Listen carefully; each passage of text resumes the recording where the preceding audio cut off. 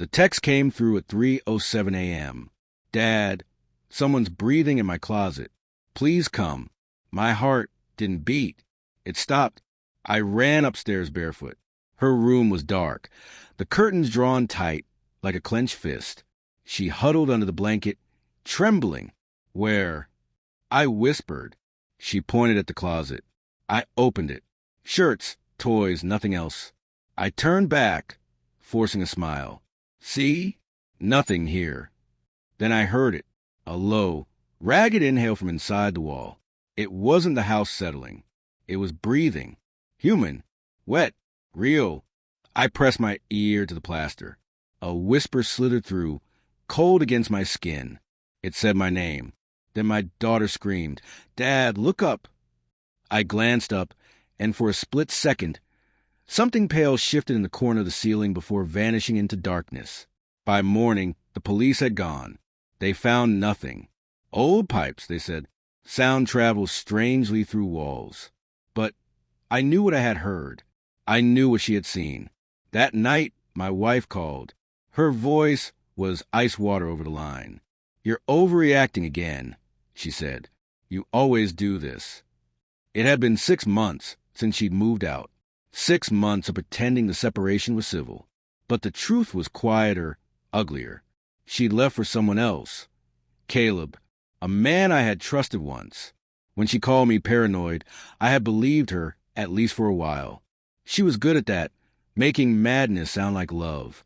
Now, I heard the breathing in my daughter's walls, and she was calling me paranoid again. The irony was sharp. Over the next week, it continued.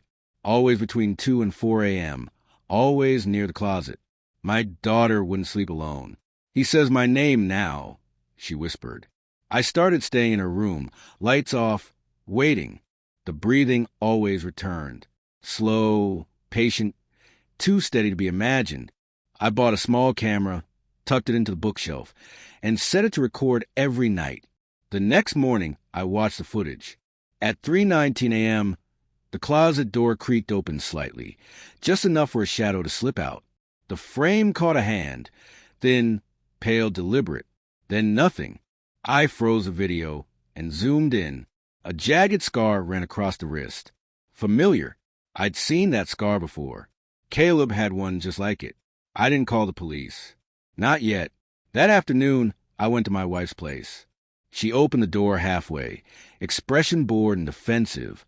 "What now?" she said. I showed her the video on my phone. At first, nothing. Then a flicker of fear crossed her face and disappeared just as fast. "You faked this," she said. "You're sick." But when her eyes caught the scar, her breath hitched. That was all I needed. "I told you he was around my daughter," I said quietly. "You call me paranoid." She didn't answer. Didn't need to. The truth filled the space between us. Thick, undeniable.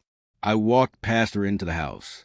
Half-packed boxes, scattered clothes, a half-drunk glass of wine. A second toothbrush in the sink, men's shoes by the bed, and a vent near the floor, unscrewed, wide enough for a hand to reach through. Inside, a small camera recorded, aimed at the hallway. He'd been inside the walls, watching, listening, breathing. I didn't yell. I didn't threaten. I called her name slowly, deliberately. "You let him in, didn't you?" Tears welled. "I didn't know what he was doing," she whispered. "You knew," I said. "You just didn't care until he turned on you." She collapsed onto the couch, trembling. Somewhere in the house, a floorboard creaked. She gasped. I didn't move. Then I said, "You should call him, tell him it's over." She did, hands shaking. The line rang once, twice. From behind the wall, a phone vibrated. Her scream split the air. I walked to the door calmly. "You made your bed.